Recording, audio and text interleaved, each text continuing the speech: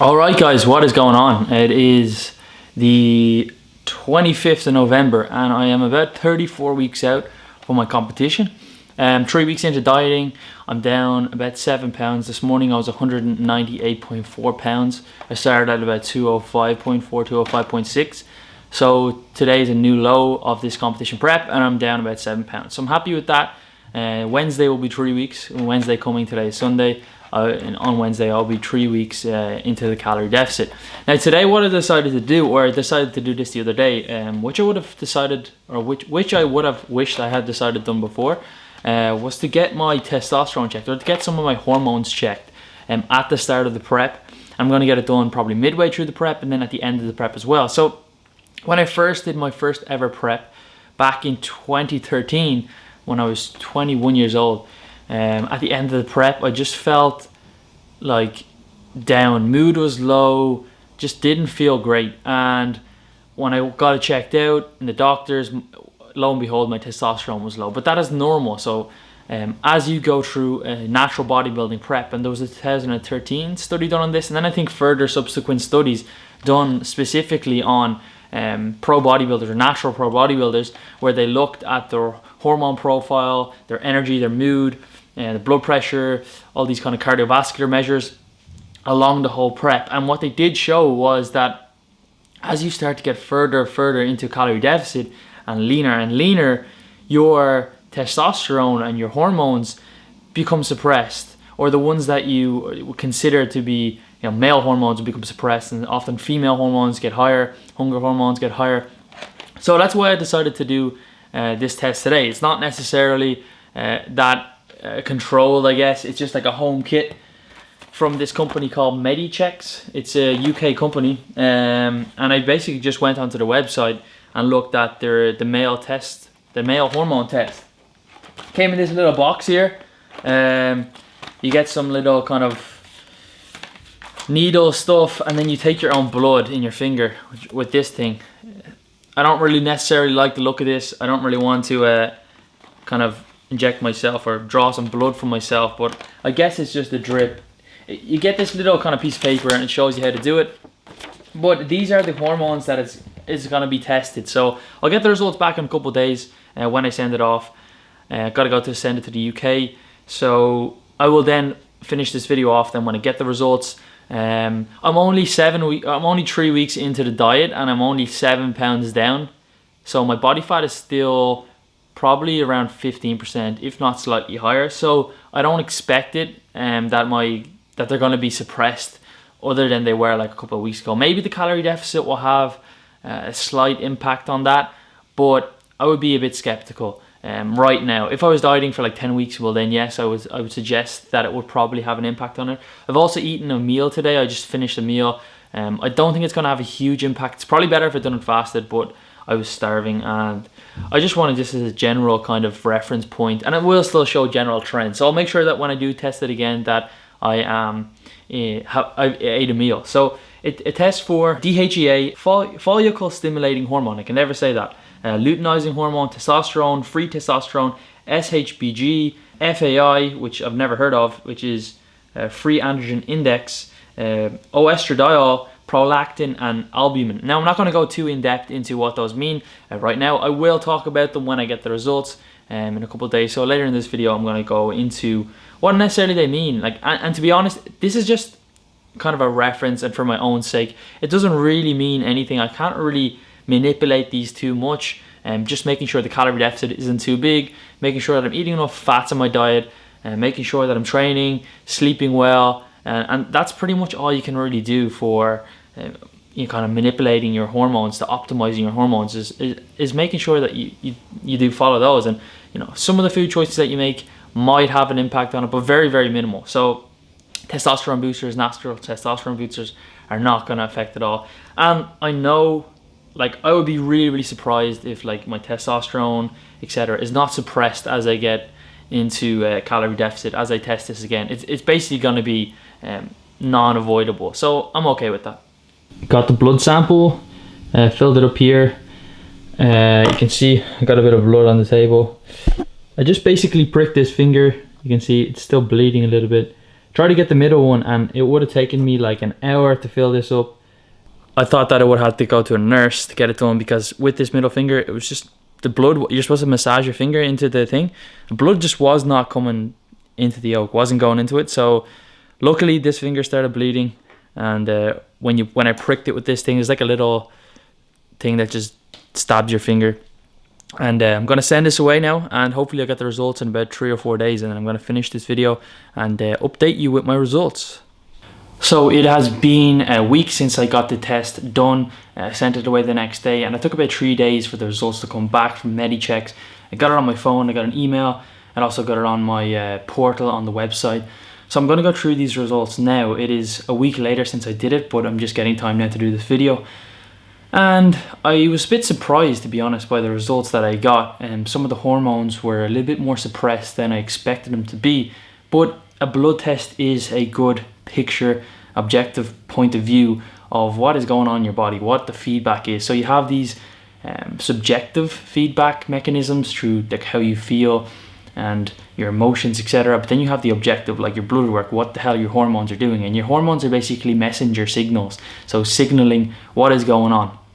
So first off, the first test on the list is DHEA. Now DHEA is basically a pro-hormone or a precursor for your sex hormones, estrogen, testosterone, etc. And it's produced in the gonads, your balls, your brain, and also in the adrenal gland. So it is low. I mean, it is outside the normal range. It is 4.18, and the normal range is 4.34 to 12.2. So I don't really know exactly why it's low, but looking back on the week before I did this test, I had a really poor quality nights, or I had a poor week of sleep. So I was sleeping 4 hours or less per night. I just couldn't get to sleep, and then when I was asleep, I was just waking up all the time. I don't know why. It is now rectified, the problem is gone, but for like about a week straight, I just couldn't sleep. And a recent study that I was looking at showed that about 5 nights of deprived sleep actually reduced your testosterone by about 20 to 30%. Now, the way DHEA works, like I said, is a pro-hormone for your testosterone in one case. And in that study, they didn't show it, but it probably would have reduced the DHEA as well, which makes sense if testosterone is going to be low. So I was obviously stressed that week because I had a poor quality night's sleep. I was also stressed because I had this thing on my head, which was getting solved, which the stitches are now gone, but it was just an overall stress, like minor surgery I had. So that starts to kind of paint a picture of my adrenal function that week. I was just probably a bit taxed that week. My volume had also increased. Like I said, I just started prep, so my training kind of changed slightly with just an extra day of training. So I was doing 4, now 5. So that is 25% extra volume. So that could equate to this now change or dip initially as well. So I'm starting to put all these little things together.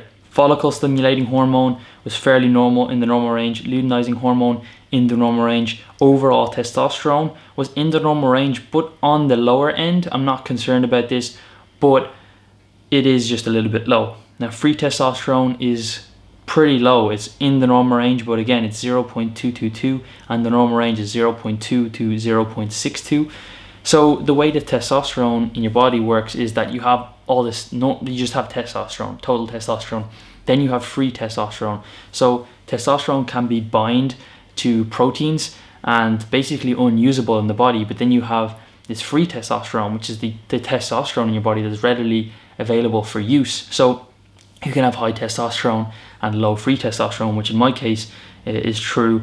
And I'm not really too sure why, but now we look at sex hormone binding globulin, which is one of the kind of transporters that is attached to testosterone. If that was extremely high, which is not really, it's in the normal range. If that was extremely high, well then it would make sense as why my free testosterone is low, because it's attached to so much of my testosterone. There's not much free testosterone.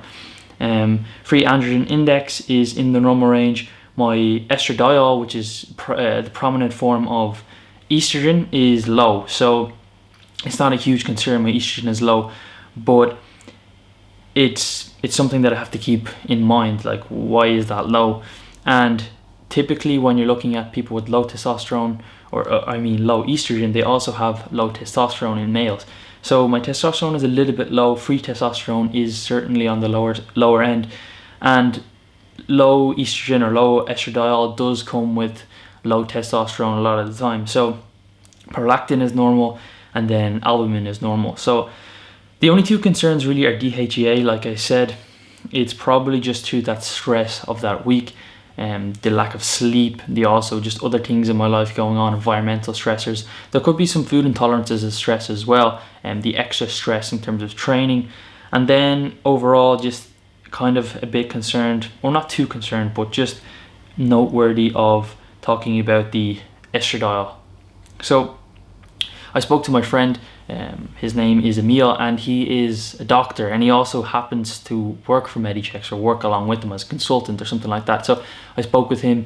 He said he wouldn't be too concerned about it. He's also a bodybuilder, he competes, and he's a coach. So I trust his word. I also spoke to an endocrinologist in the States online, and he also said that I wouldn't worry too much about it. They're not like so low that you want to worry about it. I'm not feeling any symptoms of low DHEA, which would be low mood, really tired, mood swings, depression, and then no real effects of low estrogen like low libido, low sex drive, low energy, etc. So that's the reason I'm not concerned about it.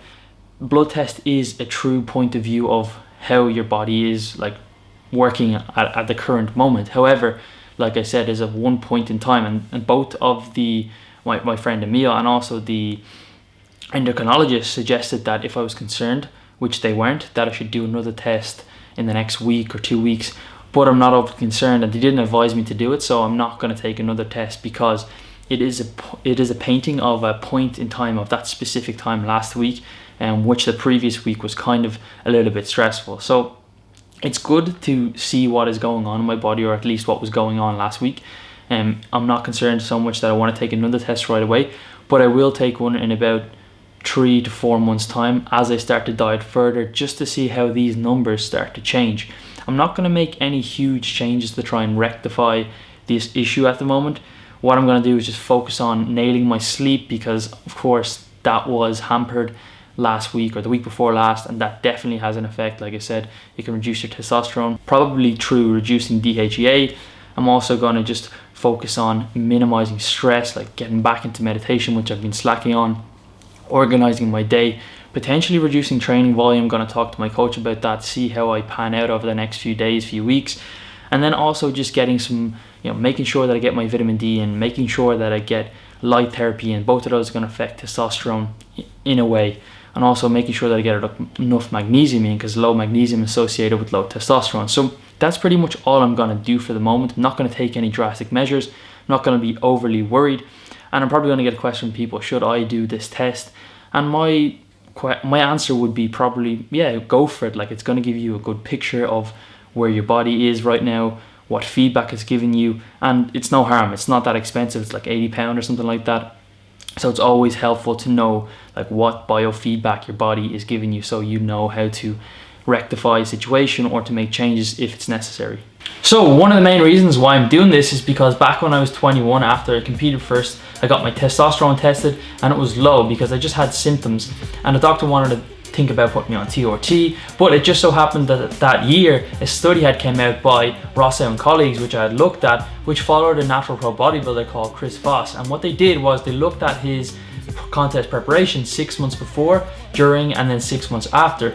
And what they noted is his overall testosterone went from about 9 nanomoles per liter at the start of the prep to about 2.5 nanomoles per liter at the end of the prep, and didn't return back to normal to about 9 nanomoles per liter again until after the prep had finished. The researchers linked this to something called diet-induced amenorrhea in women, which is basically the loss of menstrual cycle or the loss of the period, which of course isn't something that I'm worried about, but it just gave me confidence that my testosterone levels would come back up when I just gave it time. And that is what happened. My natural testosterone just came back up. I was feeling normal after a couple of months and everything was fine. So in conclusion, I'm not really going to do anything about my testosterone or hormone levels right now. I think it's pretty normal, it's pretty fine, but it's just something to keep an eye on.